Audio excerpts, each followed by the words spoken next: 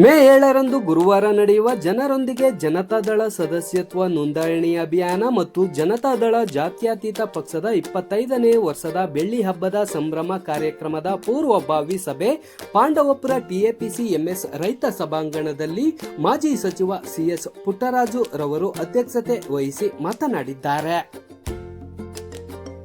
ಜನರೊಂದಿಗೆ ಜನತಾದಳ ಕಾರ್ಯಕ್ರಮವನ್ನು 7 ವಿಧಾನಸಭಾ ಕ್ಷೇತ್ರಗಳಲ್ಲಿ ನಡೆಸಲು ಉದ್ದೇಶಿಸಲಾಗಿತ್ತು. ನಮ್ಮ ಮೇಲುಕೋಟೆ ಕ್ಷೇತ್ರದಲ್ಲಿ ಹಲವು ಕಾರ್ಯಕ್ರಮಗಳ ಕಾರಣದಿಂದ ಮುಂದೂಡಲಾಗಿತ್ತು. ಕಾರ್ಯಕ್ರಮವನ್ನು ಇದೀಗ ಮೇ 7ರಂದು ಅದ್ದೂರಿಯಾಗಿ ಏರ್ಪಡಿಸಲಾಗುತ್ತಿದೆ. ಕಾರ್ಯಕ್ರಮದಲ್ಲಿ ಜೆಡಿಎಸ್ ಪಕ್ಷದ ರಾಜ್ಯ ಯುವ ಘಟಕದ ಅಧ್ಯಕ್ಷರಾದ ನಿಖಿಲ್ ಕುಮಾರಸ್ವಾಮಿ ಅವರ ಜೊತೆ ರಾಜ್ಯ ಮಟ್ಟದ ನಾಯಕರು, ಮಾಜಿ ಮತ್ತು ಹಾಲಿ ಶಾಸಕರು ಭಾಗವಹಿಸಲಿದ್ದಾರೆ. ಪಟ್ಟಣದ 5 ದೀಪ ವೃತ್ತದಿಂದ ಅದ್ದೂರಿ ಮೆರವಣಿಗೆಯ ಮುಖಾಂತರ ವೇದಿಕೆ ಕಾರ್ಯಕ್ರಮಕ್ಕೆ ಆಗಮಿಸಲಾಗುವುದು. ಮೇಡೆ ಕ್ಷೇತ್ರದ ಎಲ್ಲ ಜೆಡಿಎಸ್ ಪಕ್ಷದ ನಾಯಕರು, ಕಾರ್ಯಕರ್ತರು, ಮುಖಂಡರು ಹೆಚ್ಚಿನ ಸಂಖ್ಯೆಯಲ್ಲಿ ಭಾಗವಹಿಸಿ ಕಾರ್ಯಕ್ರಮವನ್ನು ಯಶಸ್ವಿಗೊಳಿಸಬೇಕು ಎಂದು ತಿಳಿಸಿದರು.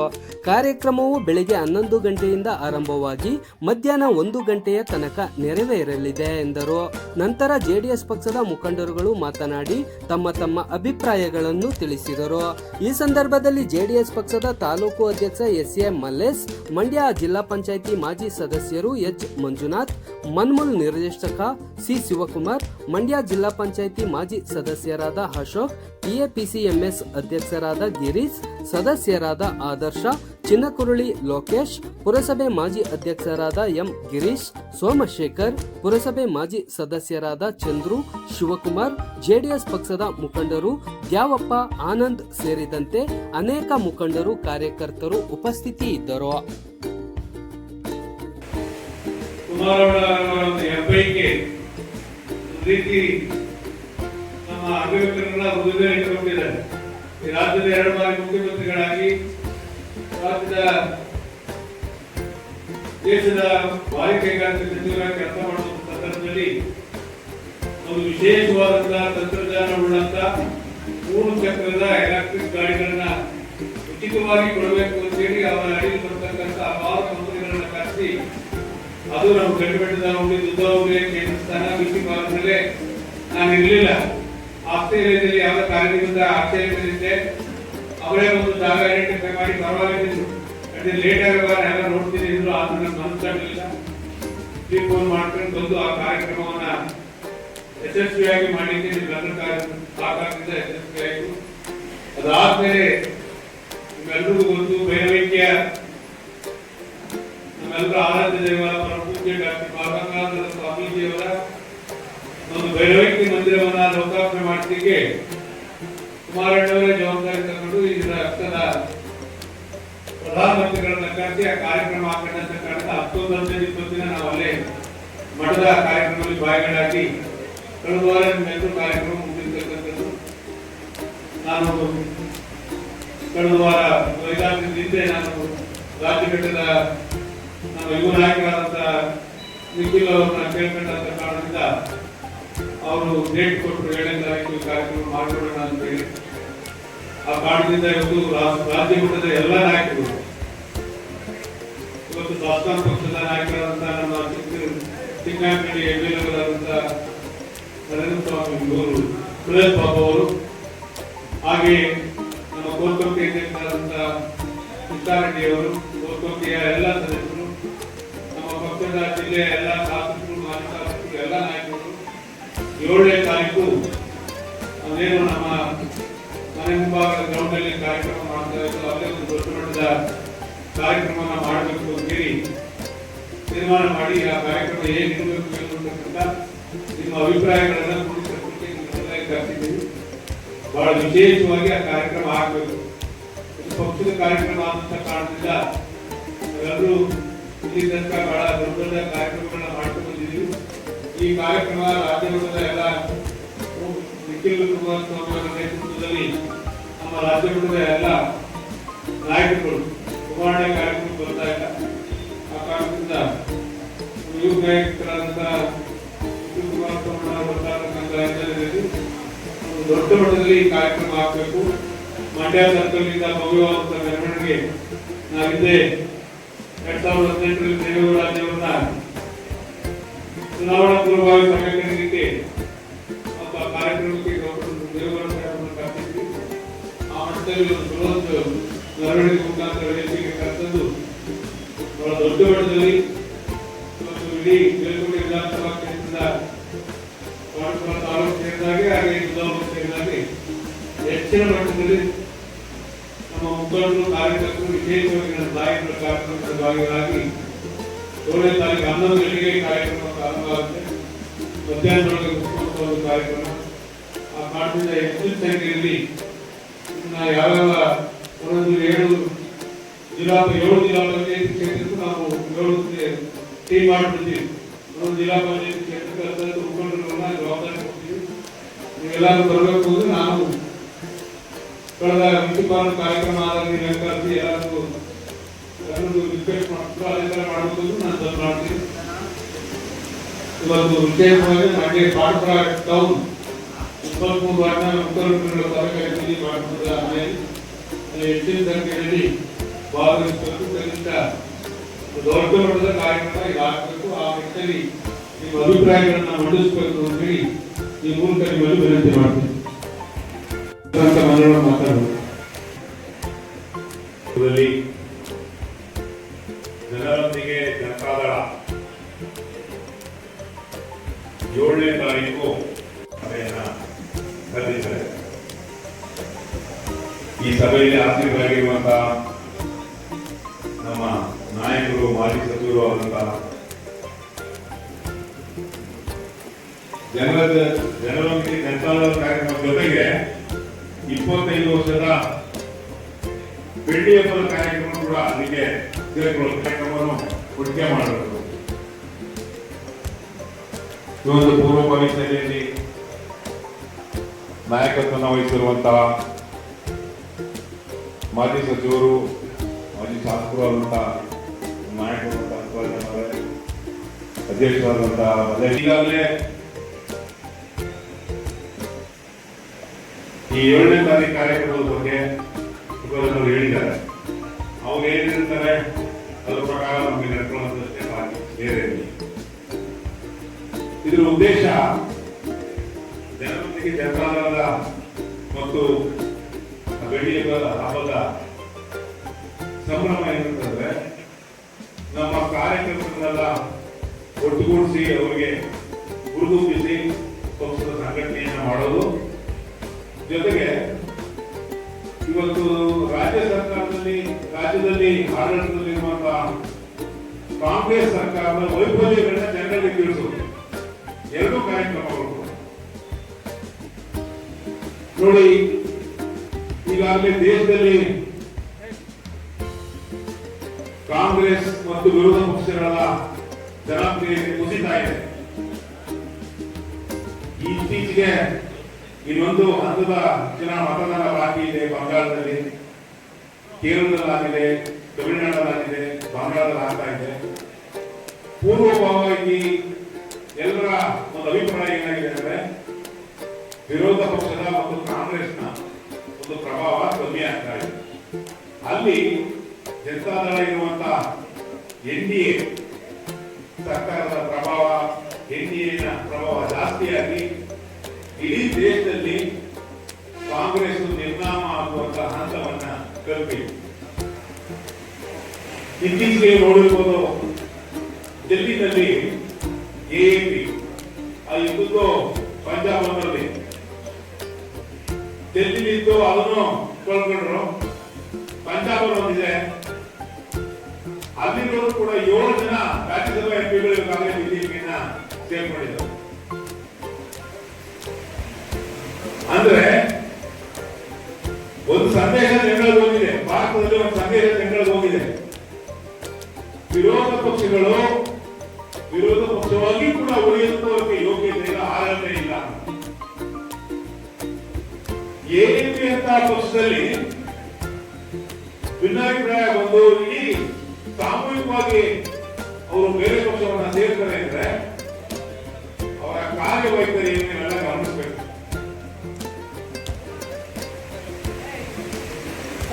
ನೋಡಿ, ಒಂದು ಮಹಿಳಾ ಮೀಸಲಾತಿಯ ಬಗ್ಗೆ ಒಂದು ಮಸೂದೆನ ಎಷ್ಟು ವ್ಯವಸ್ಥಿತವಾಗಿ ವಿರೋಧ ಮಾಡುವಂತ ಅವರು ತಿಳ್ಕೊಂಡ್ಬಿಟ್ಟಿದ್ದಾರೆ. ನಾವು ವಿರೋಧ ಮಾಡ್ಬಿಟ್ಟಿದೀವಿ, ಬಿಲ್ ಬಿದ್ದೋಯ್ತು ಅಂತ.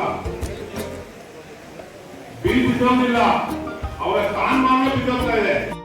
ವಿರೋಧ ಮಾಡೋದಕ್ಕೆ ಬಹಳಷ್ಟು ಆಕ್ರೋಶಗೊಂಡಿದ್ದಾರೆ. ಅವ್ರಿಗೆ ಒಂದು ಸಭೆಯಾಗಿ ಎಲ್ಲ ನಮ್ಮ ಮೇಲ್ಕೋಟೆ ಕ್ಷೇತ್ರದ ಎಲ್ಲ ನಮ್ಮ ಲೀಡರ್ಗಳು ಆಗಮಿಸಿದ್ದೀರಿ.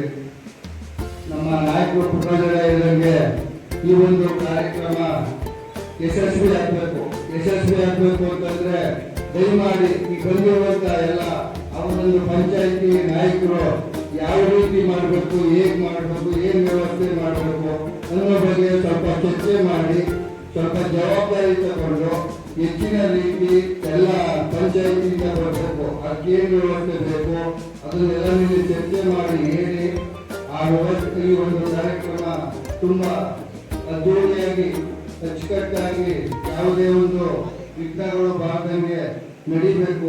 ಅದಕ್ಕೆ ನಿಮ್ಮೆಲ್ಲರ ಒಂದು ಸಹಾಯ ಸಹಕಾರ ಬೇಕು.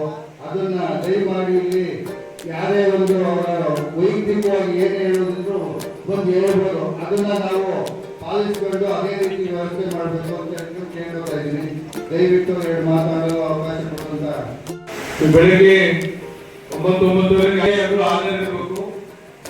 8:00 ನಿಮ್ಮ ಗ್ರಾಮಗಳಿಗೆ ಏನು ನಾವು ಜಿಲ್ಲಾ ಪಂಚಾಯತಿ ಕ್ಷೇತ್ರಕ್ಕೆ 10 ಜನ ಮುಖಂಡಗಳ ಟೀಮ್ ಮಾಡ್ತೀವೋ ವೆಹಿಕಲ್ ಲಿಸ್ಟ್ ಕೊಡಬೇಕು. ಪ್ರತಿ ಗ್ರಾಮಕ್ಕೂ ಪ್ರತಿ ಪಂಚಾಯತಿ ಟೀಮ್ ಮಾಡಬೇಕು. ನೀವು ಎಷ್ಟೆಷ್ಟು ವೆಹಿಕಲ್ ಹೇಳ್ತೀವೋ ಅಷ್ಟು ವೆಹಿಕಲ್ಗಳನ್ನ ನಾವು ಅರೇಂಜ್ ಮಾಡ್ತೀವಿ. ಬಂದವ್ರಿಗೆ ಎಲ್ಲ ಊಟದ ವ್ಯವಸ್ಥೆ ಅಂದ್ರೆ ಏನು ಮಾಡಬೇಕು ಅಂತ ತಿಂಡಿ ವ್ಯವಸ್ಥೆ ನಾವು ತೀರ್ಮಾನ ಮಾಡ್ತೀವಿ. ಅಲ್ಲೇ ನಮ್ಮ ಏನು ಫಂಕ್ಷನ್ ಮಾಡ್ತೀವೋ ಅಲ್ಲೇ ಒಂದು ಭಾಗದಲ್ಲಿ ನಾವು ತಿಂಡಿ ವ್ಯವಸ್ಥೆ ಮಾಡ್ತೀವಿ. ಕುಡಿಯ ನೀರು ವ್ಯವಸ್ಥೆ ಇರ್ತದೆ. ಯಾವುದು ತೊಂದರೆ ಇಲ್ಲದ ರೀತಿಯಲ್ಲಿ ಕಳೆದ ಬಾರಿ ನಾವು 18 ಕಾರ್ಯಕ್ರಮ ಕಾಣುತ್ತೆ. ಹಾಗಾಗಿ ನಮ್ಮ ಬೆಕ್ಕಳಿಯ ನಮ್ಮ ಇವು ಮುಖಂಡ ಆಯ್ತಾ ಬಿದ್ದು ಮಾಡಬೇಕು. ಈ ಸಲ ನೀರು ನಿಲ್ಸಿರುತ್ತೆ. ನೀರು 2ನೇ ತಾರೀಕು ನೀರಿರಲ್ಲ. ಕಾವೇರಿ ಆ ಸಮಸ್ಯೆ ಇಲ್ಲ. ನೀರು ನಿಲ್ಲಿಸ್ತಾರೆ. 30ನೇ ತಾರೀಕು ನಿಲ್ಲಿಸಿದ್ರೆ 30ನೇ ಇದೇ ಮಳೆಗೆ ಕಾಣುತ್ತೆ. ಏನಣ್ಣ ನೀರು ಕುಡಿಸೋದಕ್ಕೆ ಅಂದ್ರೆ ನಾವು ಯಾವತ್ತೂ ಹಾಗಾಗಿ ಇದು ದೊಡ್ಡ ಮಟ್ಟದಲ್ಲಿ ಕಾರ್ಯಕ್ರಮ ಆಗಬೇಕು. ಎಲ್ಲ ಭಾಗದಿಂದ ಬಂದಿರತಕ್ಕಂಥ ಮುಖಂಡರಿಗೆ ನಿಮ್ಮ ಪಂಚಾಯತಿ ವ್ಯಾಪ್ತಿಯ ಯಾವ್ಯಾವ ಎಷ್ಟು ವೆಹಿಕಲ್ ಬೇಕು ಅಂತಕ್ಕಂಥದ್ದು ಹೇಳಬೇಕು. ಒಂದು ವ್ಯವಸ್ಥಿತವಾಗಿ ಬೈಕ್ ಸ್ನೇಹಿತರು ಇವತ್ತು ಸ್ಟೇಡಿಯಂನ ಪಾರ್ಕಿಂಗ್ ಮಾಡಲಿಕ್ಕೆ ಪರ್ಮಿಷನ್ ಕೇಳಿದ್ವಿ. ಅಲ್ಲಿ ಎಲ್ಲ ವೆಹಿಕಲ್ ಬಂದಂತ ವೆಹಿಕಲ್ ಬೈಕ್ಗಳನ್ನ ಪಾರ್ಕಿಂಗ್ ಮಾಡಬೇಕು. ಬಹಳ ಶಿಸ್ತುಬದ್ಧ ಕಾರ್ಯಕ್ರಮ ಆಗಬೇಕು. ವಿಶೇಷವಾಗಿ ನಮ್ಮ ಯುವ ಮುಖಂಡರಿಗೆ ವಿನಂತಿ ಮಾಡ್ತೀನಿ, ಯಾವುದೇ ತರದ್ದು ಸಣ್ಣ ಗೊಂದಲ ಆಗದ ರೀತಿಯಲ್ಲಿ ಕಾರ್ಯಕ್ರಮ ಮಾಡಿ ಯಶಸ್ಸುಗೊಳಿಸಿಕೊಳ್ಳಿಕ್ಕೆ ನಿಮ್ಮಲ್ಲಿ ವಿನಂತಿ ಮಾಡ್ತೀನಿ. ದಯಮಾಡಿ ಯಾರು ಈಗ ಮಗು ಆಗಿದ್ರೆ ಒಂದು ದೇಶದಲ್ಲಿ ಹೇಳಬೇಕು. ಇಲ್ಲಾಂದ್ರೆ ಅಧ್ಯಕ್ಷರೇ ಮಾತನಾಡಬೇಕು. ಎಲ್ಲರಿಗೂ ಬದಿಗೆ ಗೊತ್ತಾ ಅಲ್ಲಿ ಆಗ್ಬಿಡ್ತಲ್ಲ ಅಂತ ಹೇಳಿ ಮಧ್ಯಾಹ್ನದ ಉಪವಾಸ ವ್ಯವಸ್ಥೆ ಮಾಡಕ್ಕಾಗಲಿಲ್ಲ. ಯಾರು ಅನ್ನೋದು ಭಾವಿಸ್ಬಿಡಿ. ಏನ ಆಗ್ಬೇಕು. ಬಹಳ ವಿಶೇಷವಾದಂತ ರೀತಿಯಲ್ಲಿ ನಾನೇ ಹೆಚ್ಚಿನ ಜವಾಬ್ದಾರಿಯನ್ನು ತಗೊಂಡು ಪಂಚಾಯತ್ಗಳಿಗೂ ಬರ್ತೀನಿ. ಎಲ್ಲೆಲ್ಲಿ ಏನೇ ನಾನು ಟೀಮ್ ಮಾಡ್ತೀನಿ ಕೂತ್ಕೊಂಡು ಆ ಟೀಮ್ ಮಾಡಾದ್ಮೇಲೆ ಆ ಟೀಮ್ ಚರ್ಚೆಯಾಗಿರ್ತೀನಿ. ವ್ಯವಸ್ಥಿತವಾಗಿ నేను మాట్లాడుకుంటున్నాను పట్టణకు వస్తాయిగా అది మీమయ్యా సరే నేను మేడం పోయి ಆಯ್ತು. ಓಕೆ. ಹಾಗಾಗಿ ಏನೋ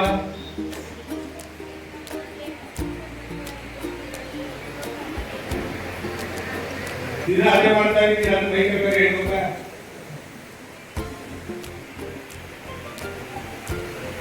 ಇದರ ವಿಚಾರಿಕಾಯ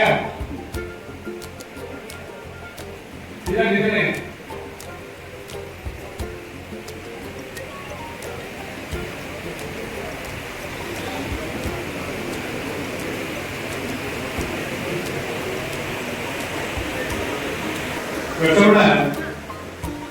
ಅವ್ರು ಜೈಲಿಗೆ ಬಂದವರಿಗೆ ಕಳ್ಸ್ಕೊಡ್ತೀವಿ, ಅದ್ರ ಜೊತೆಗೆ ಇದು ನೋಡಿಸ್ತೀವಿ.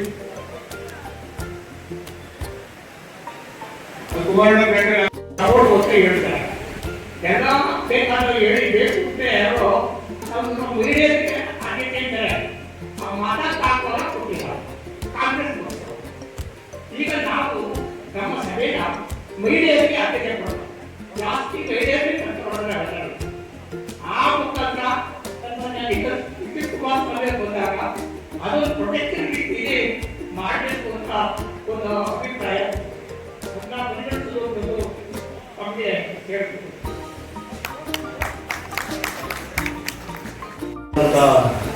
ಮಲ್ಲೇಶ್ ಅವರೇ, ಜಕ್ಕಳ್ಳಿ ಜಿಲ್ಲಾ ಪಂಚಾಯತ್ ಮಾಜಿ ಸದಸ್ಯರಾದಂಥ ಮಂಜಣ್ಣ ಅವರೇ, ಹಾಗೆ ವೇದಿಕೆ ಮೇಲಿರುವಂಥ ಎಲ್ಲ ಗಣ್ಯರೇ, ಪೂಜ್ಯ ಸಾರ್ವಜನಿಕ ಬಂಧುಗಳೇ, ಕಾರ್ಯಕರ್ತರು, ಇವತ್ತು 25ನೇ ವರ್ಷದ ಬೆಳ್ಳಿ ಹಬ್ಬದ ಸಂಭ್ರಮ ಒಂದು ಕಡೆ ಆದರೆ, ಇನ್ನೊಂದು ಕಡೆ ಜನತಾದಳವನ್ನ ಕಟ್ಟಿ ಬೆಳೆಸುವಂತ ಮುಂದಿನ ನಾಯಕರು ಸನ್ಮಾನ್ಯ ನಿಖಿಲ್ ಅಣ್ಣವರು.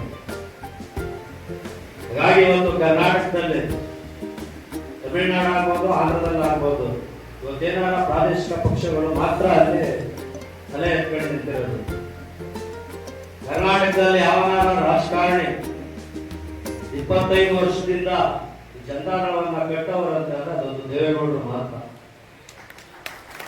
ಯಾಕೆ ಅಂದ್ರೆ ಯಡಿಯೂರಪ್ಪ ಪಕ್ಷ ಕಟ್ಟಿದ್ರು, ತಿರ್ಗಾ ಭಾರತೀಯ ಜನತಾ ಪಾರ್ಟಿ ಕೊಟ್ಟರು.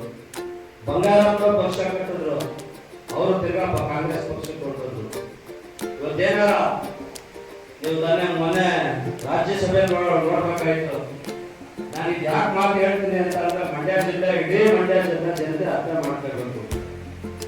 97ನೇ ವರ್ಷದಲ್ಲಿ 98ನೇ ವರ್ಷದಲ್ಲಿ ಈ ಮಂಡ್ಯಕ್ಕೆ ಮಾತಾಡುವಂತ ಶಕ್ತಿ ನೀರಿನ ಬಗ್ಗೆ ಯಾರಿಗೆ ಬೇಕು? ದೇವೇಗೌಡರಿಗೆ ಅವಶ್ಯಕತೆ ಇಲ್ಲ. ಅವರು ಸತ್ರು ಸಾಯಗಂಟರ ಗದ್ದದಲ್ಲಿ ನೀರಿಸಬಹುದು ಅಂತ ಒಬ್ಬ ವ್ಯಕ್ತಿ 2 ಕೈ ಮುಗಿದು, ಸ್ವಾಮಿ ನನಗೊಂದು ಚಾನ್ಸ್ ಕೊಡಿ, ನನ್ನ ಮಂಡ್ಯದ ಕಾವೇರಿ ಇಶ್ಯೂ ಬಗ್ಗೆ ಮಾತಾಡಬೇಕು ಅಂತ ಯಾವ ಧೀಮಂತ ನಾಯಕ ಇಲ್ಲ, ದೇವೇಗೌಡರು ಮಾತ್ರ. ಯಾಕೆ ಹೇಳ್ತೀನಿ ಅಂತಂದ್ರೆ, ಇವತ್ತು ಅವ್ರಿಗೆ ಈ ಪಕ್ಷ ಕಟ್ಕೊಂಡೇ ಇರ್ಬೇಕ್ರಿ. 98ನೇ ವರ್ಷ ನಮ್ ಕಾಲೇ ಇನ್ನೊಂದು 2-3 ವರ್ಷ ಹೋದ್ರೆ ನಾವೇ ಮಲ್ಬಿಡ್ತೀವಿ ಮನೇಲಿ, ರಾಜಕಾರಣ ಬೇಡ ಹೋಗಪ್ಪ, ಏನೋ ಬೇಡಪ್ಪ ಅಂತ. ಇವತ್ತು ಪುಟ್ಟರಾಜಣ್ಣವರು ಮತ್ತು ಇನ್ನೂ ಅವರು ಕೋರ್ ಕಮಿಟಿ ಸದಸ್ಯರಾಗಿದ್ದಾರೆ. ಇವತ್ತೆಲ್ಲ ಅವ್ರ ನೇತೃತ್ವದಲ್ಲಿ ಇವತ್ತೇನಾರ ಜನತಾದಳವನ್ನ ಕಟ್ತಾರೆ ಅಂತಂದ್ರೆ, ಇವತ್ತು ನಾವು ಕುಮಾರಣ್ಣನ ಆರೋಗ್ಯ ಪರಿಸ್ಥಿತಿನೂ ನೋಡಿದ್ದೀವಿ. ಇವರೆಲ್ಲ ಸಾರಥ್ಯದಲ್ಲಿ ಜನತಾದಳವನ್ನ ಏನಾರ ಕಟ್ಟಿದೆ ಅಂತ ಶಕ್ತಿ ಇದ್ರೆ ಅದು ನಿಖಿಲ್ ಅಣ್ಣವ್ರು ಮಾತ್ರ ಶಕ್ತಿ ಇರೋದು. ಅವ್ರು ಬೆಂಬಲವಾಗಿ ನಮ್ಮ ಇಡೀ ಪುಟ್ಟರಾಜಣ್ಣವರಂತ ಇಂಥ ಮಹಾನ್ ನಾಯಕ ಆಶೀರ್ವಾದದಿಂದ ಇವತ್ತು ನಿಖಿಲ್ ಅಣ್ಣವರು ಎಲ್ಲ ಕರ್ನಾಟಕ ರಾಜ್ಯಾದ್ಯಂತ ಯುವ ಪಡೆಯನ್ನ ಎತ್ತಿ ಇವತ್ತು ಪಕ್ಷವನ್ನ ಸಂಘಟನೆ ಮಾಡಿ ಪಕ್ಷ ಕಟ್ಟಬೇಕು ಅಂತ ನಿಟ್ಟಿನಲ್ಲಿ 7ನೇ ತಾರೀಕು ಪಾಠಪುರಕ್ಕೆ ಆಗಮಿಸ್ತಾ ಇದ್ದಾರೆ. ಪುಟ್ಟರಾಜಣ್ಣವರ ಕೈ ಬಲಪಡಿಸ್ಬೇಕು ನಾವೆಲ್ಲ. ನಮ್ಗೆ ಇನ್ನೇನು ಬೇಡ್ರೆ, ರಾಜ್ಯ ಕಟ್ಕೊಂಡಿರೋ, ರಾಷ್ಟ್ರ ಕಟ್ಕೊಂಡ್ರೆ ನಮ್ಗೆ ಆಗ್ಬೇಕಾಗಿರೋದು ಪುಟ್ಟರಾಜಣ್ಣ ಗೆಲ್ಬೇಕು. ಅವರಿಂದ ನಾವೇ ಎಮ್ಮೆಲ್ಲೆ, ನಾವೇ ಮಂತ್ರಿ. ಪುಟ್ಟರಾಜಣ್ಣ ಹಿಡಿದಿಸ್ಬಿಟ್ಟಿದ್ರೆ ಯಾರ ಗೆಲ್ಮ್ಯಾಗಳು ಹತ್ರ ಸೇರ್ಸನೆ ಅಂದ್ರೆ, ರಮೇಶ್ ಬಿಡಮ್ಮ ಅಂತ ಓಡ್ಬಿಡ್ತಾರೆ ರಮೇಶ್. ಹಾಗಾಗಿ ಅವರಿಂದ ಅಂಥವ್ರ ಕೈ ಬಲಪಡಿಸ್ಬೇಕಷ್ಟೇ ನಾವು. ನಮಗೆ ರಾಷ್ಟ್ರದ ರಾಜಕಾರಣ ಬೇಕು. ರಾಜ್ಯದಲ್ಲಿ ಇವತ್ತು NDA ಅಲೆ ಐತೆ, ರಾಷ್ಟ್ರದಲ್ಲಿ NDA ಅಲೆ ಐತೆ. ಅಂತದ್ರಲ್ಲಿ ನಾನು ಚಿಕ್ಕ ನಾನು ಸಲಹೆ ಪುಟ್ಟರಾಜಣ್ಣವ್ರಿಗೆ ಯಾವುದೇ ಕಾರಣಕ್ಕೂ ಭಾರತೀಯ ಜನತಾ ಪಾರ್ಟಿಯನ್ನ ಬಿಡಬಾರ್ದು. ನಾವು ತಾವೆಲ್ಲರೂ ಎಷ್ಟು ಸೀಟ್ ಕೊಡ್ತಾರೆ ಇವತ್ತು ಕರ್ನಾಟಕ ರಾಜ್ಯದಲ್ಲಿ, ಕಾಂಗ್ರೆಸ್ ಸಂಸ್ಕೃತಿ ಏನೇನು ಆಗೈತೆ ಅಂತ ಅಂದ್ಬಿಟ್ಟು ಎಲ್ಲ ನೋಡಿ ದೊಡ್ಡ ಮನಸ್ಸಿನ ಮಾಡಿ ಮುಂದಿನ ದಿನಗಳಲ್ಲಿ ಭಾರತೀಯ ಜನತಾ ಪಾರ್ಟಿ ಮತ್ತು ಜನತಾದಳ ಎರಡೂ ಕಮೆಂಟ್ ಆಗಿ ಚುನಾವಣೆಯನ್ನ ಮಾಡಿ ಕುಮಾರಣ್ಣವರ ಆಶೀರ್ವಾದ, ಅವರ ಕಾರ್ಯಕ್ರಮ ಈ ಕರ್ನಾಟಕ ರಾಜ್ಯಕ್ಕೆ ಬೇಕು ಅಂತ ಹೇಳಿ ನಾಳೆ ನಾಡಿದ್ದು 7ನೇ ತಾರೀಕು ನಡೆಯುವಂತ ಸಮಾರಂಭಕ್ಕೆ ತಾವೆಲ್ಲರೂ ತಮ್ಮ ಗ್ರಾಮದಿಂದ ಹೆಚ್ಚಿನ ಜನಗಳನ್ನ ಕರೆತಂದು ನಿಖಿಲಣ್ಣ ಮತ್ತು ಕುಮಾರಣ್ಣ ಕುಮಾರಣ್ಣ ಮತ್ತು ಪುಟ್ಟರಾಜಣ್ಣ ಅವರನ್ನ ಕೈ ಬಲಪಡಿಸಬೇಕು ಅಂತ ಹೇಳ್ತಾ ಈ ಸಮಾರಂಭದಲ್ಲಿ ಮಾತಾಡಲು ಅವಕಾಶ ಮಾಡಿಕೊಟ್ಟ ತಾವೆಲ್ಲರಿಗೂ ಒಂದು ಸ್ಥಾನ ಮಾತು ಮುಗಿಸ್ತೀನಿ. ನಮಸ್ಕಾರ. ಕರ್ನಾಟಕ ಸರ್ಕಾರದಲ್ಲಿ ಮಂತ್ರಿಗಳಾಗಿ, ಉಸ್ತುವಾರಿ ಸಚಿವರಾಗಿ, ಸಂಸದರಾಗಿ, ಜನಮೆಚ್ಚಿದ ಶಾಸಕರಾಗಿ ಕೆಲಸ ಮಾಡಿದಂಥ ಪುಟ್ಟರಾಜಣ್ಣವರೇ, ವೇದಿಕೆ ಮೇಲೆ ಆಸೀನರಾಗಿರುವಂಥ ನಮ್ಮ ಪಕ್ಷದ ಎಲ್ಲ ಮುಖಂಡರುಗಳೇ, ಅದರಲ್ಲೂ ವಿಶೇಷವಾಗಿ ದುರ್ಗಾವಳಿಯಿಂದ ಬಂದಿರುವಂಥ ನಮ್ಮ ಪಕ್ಷದ ಆತ್ಮೀಯ ಬಂಧುಗಳೇ, ಇಲ್ಲಿ ನೆರೆದಿರುವಂಥ ನಮ್ಮ ಪಕ್ಷದ ಹಿರಿಯ ಸಹೋದ್ಯೋಗಿ ಬಂಧುಗಳೇ, ಪತ್ರಿಕಾ ಮಾಧ್ಯಮದ ಸ್ನೇಹಿತರೆ, ಈಗಾಗಲೇ ನಮ್ಮ ನಾಯಕರು ಈ ಸಭೆಯ ಉದ್ದೇಶ ಏನು, ಮುಂದೆ ಹೇಗೆ ನಡ್ಕೋಬೇಕು ಅನ್ನೋದನ್ನು ಪ್ರಾಥಮಿಕವಾಗಿದ್ದಾರೆ. ಅದರ ಜೊತೆಗೆ ಮಂಜಣ್ಣವರು, ಗಿರೀಶ್ ಅವರು ಮತ್ತು ಶಂಕರಣ್ಣವರು ಈ ಪಕ್ಷದ ರಾಜಕಾರಣಿಗಳ ಬಗ್ಗೆಯೂ ಕೂಡ ಹಾಗೆ ಮಾತಾಡ್ತಾರೆ. ಬಂಧುಗಳೇ, ನಾವೇನು ಇವತ್ತು ನಮ್ಮ ಪಕ್ಷ ಏನು ಕೆಲಸ ಮಾಡಿದೆ, ನಮ್ಮ ನಾಯಕರು ಏನು ಮಾಡಿದೆ ಅನ್ನುವಂಥ ವಿಚಾರವನ್ನು ಪ್ರಸ್ತಾಪ ಮಾಡೋ ಅವಶ್ಯಕತೆ ಇಲ್ಲ. ಆದರೂ ಕೂಡ ಇವತ್ತು ಜನ ಕುಮಾರಣ್ಣವರ ಅಧಿಕಾರದಲ್ಲಿದ್ದಂಥ ಸಂದರ್ಭದಲ್ಲಿ ಮಾಡಿದಂಥ ಕೆಲಸಗಳನ್ನು ನೆನೆಸ್ಕೊಂಡು ಮತ್ತೊಮ್ಮೆ ಕುಮಾರಣ್ಣ ಕರ್ನಾಟಕಕ್ಕೆ ಬರಬೇಕು ಅನ್ನೋದನ್ನ ಬಹಳ ಜನ ತಾವೆಲ್ಲರೂ ಕೂಡ ಮಾಧ್ಯಮದಲ್ಲಿ, ಪತ್ರಿಕೆಯಲ್ಲಿ ನೋಡ್ತಾ ಇದ್ದೀರಿ. ಅವರನ್ನ ಎಲ್ಲರೂ ಕೂಡಿ ಆಸೆ ಪಡ್ತಾ ಇದ್ದಾರೆ. ಅದೇ ರೀತಿಯಲ್ಲಿ ನಮ್ಮ ತಾಲೂಕಿನವರು ಕೂಡ ನಮ್ಮ ನಾಯಕರು ಕೂಡ ಮತ್ತೊಮ್ಮೆ ಬಂದು ಅವರಿಂದ ನಾವು ಕೆಲಸಗಳನ್ನು ಪಡೆಯಬೇಕು ಅಂತೇಳಿ ಸಾಮಾನ್ಯವಾಗಿ ನನ್ನಂಥ ಕಾರ್ಯಕ್ರಮದಲ್ಲಿ ಸಣ್ಣ ಕೂಡ ಕೆಲಸಗಳು ಆಗದೇ ಇರ್ಬೋದು. ಆದರೂ ಕೂಡ ಸಾರ್ವಜನಿಕವಾಗಿ ಈ ತಾಲೂಕಿಗೆ, ಈ ಜಿಲ್ಲೆಗೆ ಎಸ್ ಟಿ ಜಾರಮ್ಮವರು ನಿಧನರಾದ ನಂತರ ಆ ಸ್ಥಾನಕ್ಕೆ ಅವರು ಅಧ್ಯಕ್ಷರಾಗಿ ಯಾರು ಹೇಳ್ಬೋದು ಇವರೆಲ್ಲರೂ ಹಾಗೆ ಹೀಗೆ ಅಂತ ಹೇಳಿ ಪ್ರತಿಯೊಂದು ತಾಲೂಕಿನಲ್ಲಿ, ನಮ್ಮ ಮಂಡ್ಯ ಜಿಲ್ಲೆಯಲ್ಲಿ ಎಷ್ಟು ತಾಲೂಕುಗಳಿದೆ ಅಷ್ಟು ತಾಲೂಕುಗಳು ಕೂಡ ನಾಯಕನ ಬೆಳವಣಿಗೆಗೆ ಅನುಕೂಲ ಮಾಡಿದ್ದಾರೆ. ಅವರು ಯಾರು ಕೇಳುವಂತೆ ಕೆಲಸ ಮಾಡಿದ್ದಾರೆ. ಬಂಧುಗಳೇ, ಈ ತಾಲೂಕಿನಲ್ಲಿ ಇವತ್ತು ಏನಾದರೂ ಮುಂದಿನವರು ನಾವು ಕೆಲಸ ಮಾಡಬೇಕು ಅಂದ್ರೆ ಅವ್ರು ಮಾಡೋ ಕೆಲಸ ನಾವು ಕಾಪಿ ಮಾಡಬೇಕು ಹೊರತು ಇವತ್ತು ಕುಂತಿ ಬೇಟ ಸಿದ್ಧಿವಾಗ ಹೋಗಿತ್ತು ಏನು ಅದು ಎಲ್ಲಪ್ಪ ಹೋಗೋದು ಅನ್ನೋ ದಾರಿನೇ ಇರಲಿಲ್ಲ. ಇವತ್ತು ಜಯಂತ್ಯೋತ್ಸವ, ನಮ್ಮ ಸುತ್ತೂರು ಮಠದ ಜಯಂತ್ಯೋತ್ಸವ ಕಾರ್ಯಕ್ರಮದಲ್ಲಿ ಇವತ್ತು ಕುಂತಿ ಬೆಟ್ಟನ ಒಂದು ಪ್ರೇಕ್ಷಣೀಯ ಸ್ಥಳವನ್ನಾಗಿ ಮಾಡಿದ್ದಾರೆ. ಇವತ್ತು ಹೊರಗಡೆಯಿಂದ ಕುಂತಿ ಬೆಟ್ಟಕ್ಕೆ ಹೋಗಿ ಬರಬೇಕು ಅಂತೇಳಿ ಆ ಒಂದು ಕಲ್ಯಾಣಿ ಕೆಳಗಡೆ ಬೆಳೆದ ಕಲ್ಯಾಣಿನ ಅವ್ರ ತಂದೆ ತಾಯಿಯವರ ಹೆಸರಲ್ಲಿ ಜೀರ್ಣೋದ್ಧಾರ ಮಾಡಿದ್ದಾರೆ. ದೇವಿ ಬೆಟ್ಟದ ಜಾತ್ರೆ ಕೂಡ ಬರೀ ಜಾತ್ರೆಗೆ ಹೋಗ್ತಾ ಇದ್ದೋ ಬರ್ತಾ ಇದ್ದೋ, ಇವತ್ತು ಅದು ಸಾಂಸ್ಕೃತಿಕ ಕಾರ್ಯಕ್ರಮವನ್ನು ಮಾಡಿ ಈ ಸಾರಿ ದೇವಿ ಬೆಟ್ಟದ ಜಾತ್ರೆ ಇವರು ಮಾಡಿಕೊಟ್ಟಂತ ರೀತಿ ನೀತಿಗಳ ಅಭಿವೃದ್ಧಿಯಾಗಿದೆ. ಮೇಲ್ಕೋಟೆ ವೈರ್ಪಡೆ ಉತ್ಸವ ಕೂಡ ಒಬ್ಬ ಮುಖ್ಯಮಂತ್ರಿಯವರು ಕರೆದು ಇವತ್ತು ಕೆರೆಕಟ್ಟೆಗಳಿಗೆ ನೀರು ತುಂಬಿಸುವಂತ ಕಾರ್ಯಕ್ರಮದಲ್ಲಿ ಎಸ್ ಆರ್ ಬೊಮ್ಮಾಯಿಯವರ ಒಂದು ವೈರ್ಪಡೆಗೆ ಈಗ ಹೇಳ್ಕೊಂಡು ಹೋದ್ರೆ ಅವರು ಸಾಹಿತ್ಯ ಸಮ್ಮೇಳನಗಳನ್ನ ಎಲ್ಲಾ ಕ್ಷೇತ್ರಗಳನ್ನು ಪರಿಚಯಿಸಿ ಅವರು ಒಂದೇ ಕಡೆ ಮಾಡಬಾರದು